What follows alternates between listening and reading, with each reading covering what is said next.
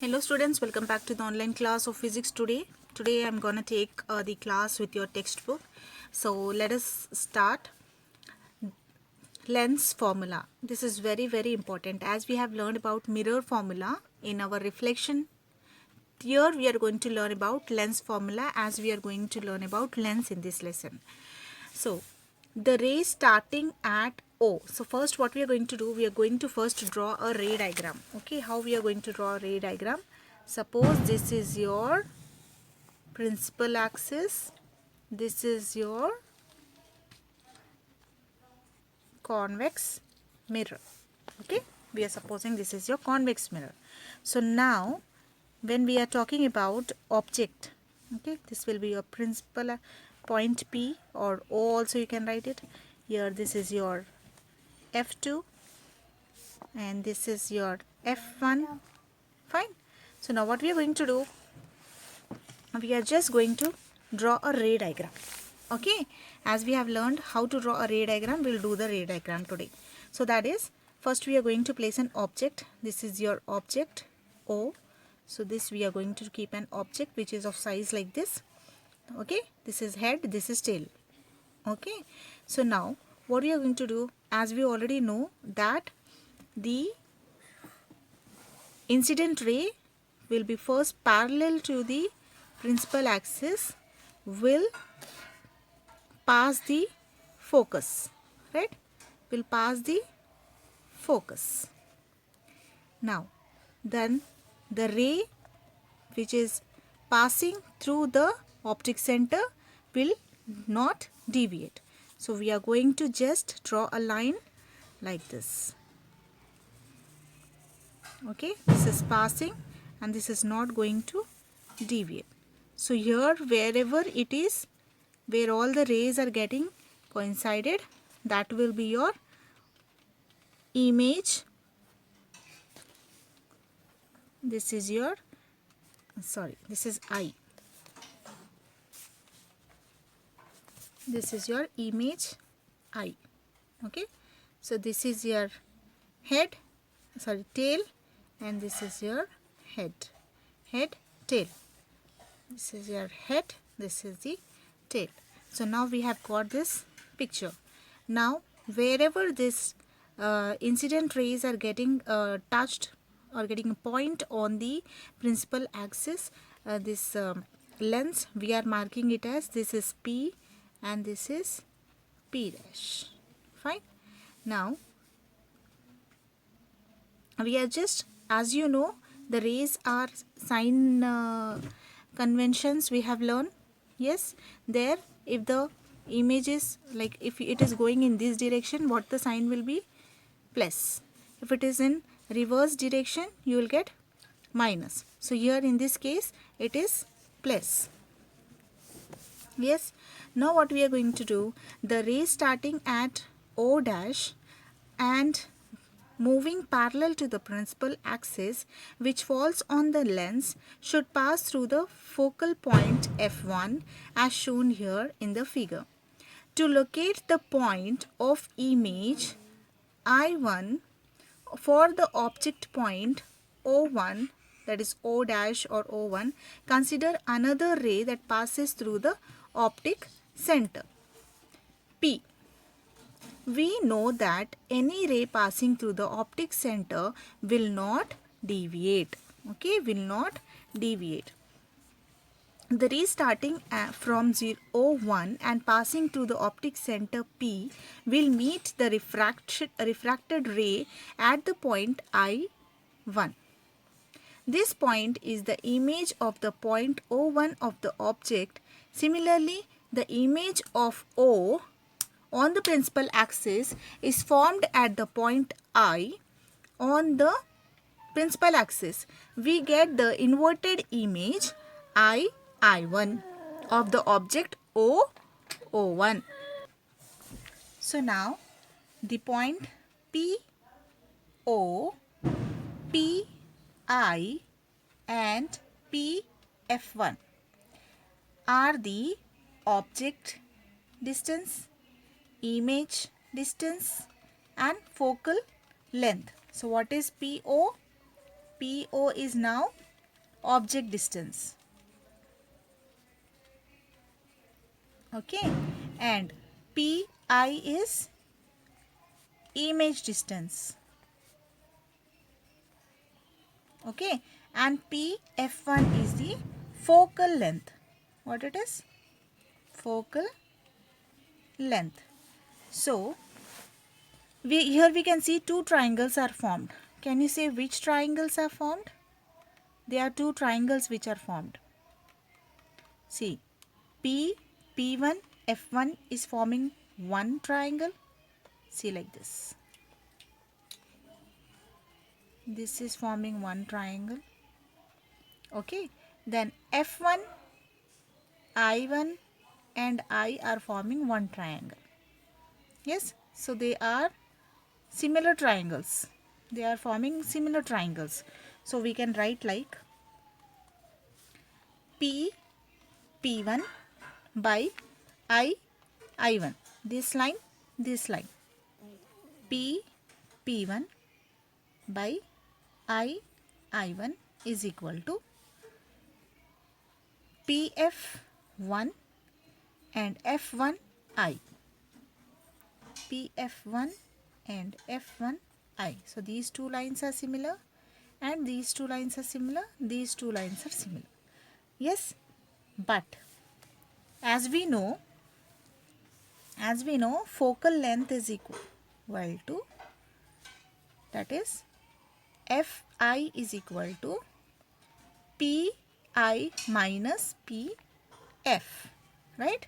Pi full distance minus Pf, as it is the half of the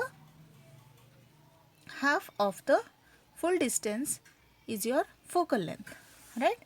So what we will write? We will write it as Fi F1I is equal to Pi minus Pf1. Okay, but when we are substituting this F1I value here in this equation, what do we get? We get P1 by I1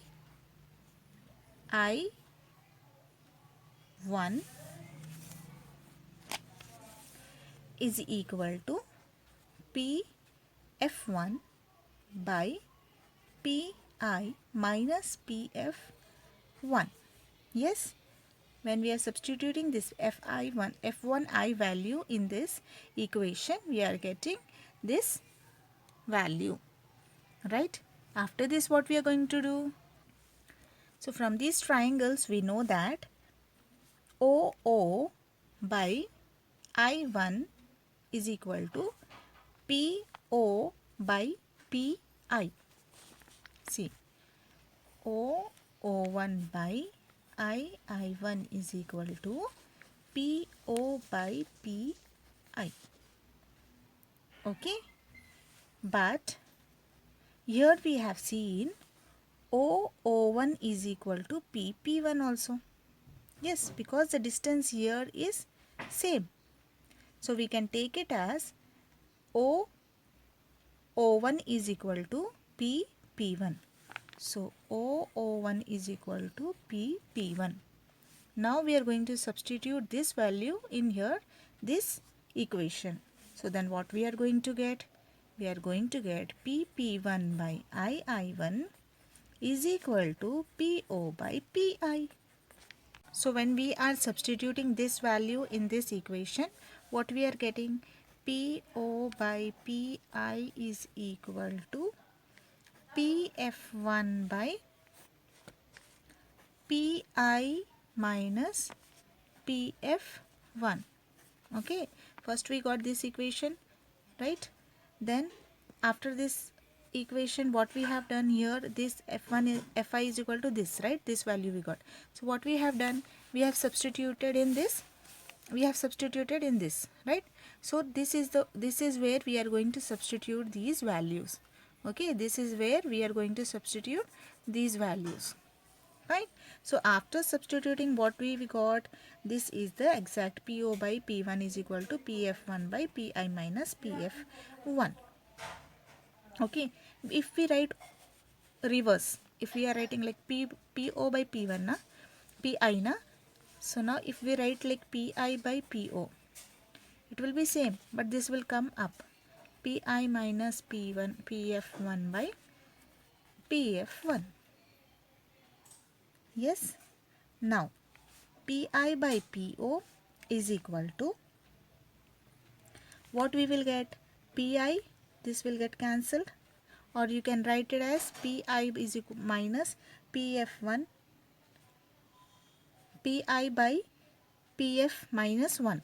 If we are multiplying it and writing, then you will get like this, Alina. PI by PO is equal to PI by PF minus PF1 by PF1. So this is 1 ones are 1. So what you will get the value now? PI by PO is equal to PI by PF1 minus 1. Yes, this is the value. When we are dividing this equation by PI, okay, when we are dividing this equation by PI, what we are getting? We are getting 1 by PO is equal to 1 by PF1 minus 1 by PI. Yes, what we are getting? 1 by PO is equal to 1 by PF1 minus 1 by PI. As we are dividing it by PI. PI, as we are dividing it by PI, we are getting the value as this. Okay. Now, what you do? 1 by PO, you are getting PI this side. So, it will become plus 1 by PI is equal to 1 by PF1. Okay. So, now as the above equation is derived from particular case of object while using a convex lens, to convert this into a general equation, we need to use convention, sign convention. So, according to sign convention, when you see here, PO is equal to minus U. That is, this is the distance, object distance here, which is given as minus U. And PI is the image distance, which is given as positive sign plus V. Right? And PF1, this is the focal length, and it is given by F. Yes, so we have to submit these three values in this particular equation.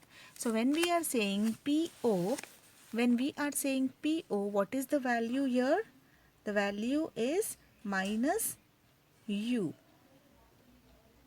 Yes, and when we are saying PI, the value is plus V. When we are saying PF, the value is F. Now, when we are substituting these values in the equation, 1 by minus U plus 1 by V is equal to 1 by F. So, you can even write it as 1 by F is equal to 1 by V minus 1 by U. So, this is your lens formula. Okay, this is your lens formula. See children, as you all know, only by seeing you won't get this formula, right? Only by seeing you don't get this formula. So I want you all to practice this equation, that is this whole derivation, for 2 times. Okay, then only this will go into your mind. Please go through this video twice and thrice, then only you will understand this. I've explained this in the book just because everything will you can see here only. Okay, everything will be visible. That will on the board means I have to rub again and again. Whereas if you're seeing in the book, it will be simply in front of you karke. I have done this here in the book. Okay, try to revise the video again and again. Fine. Thank you.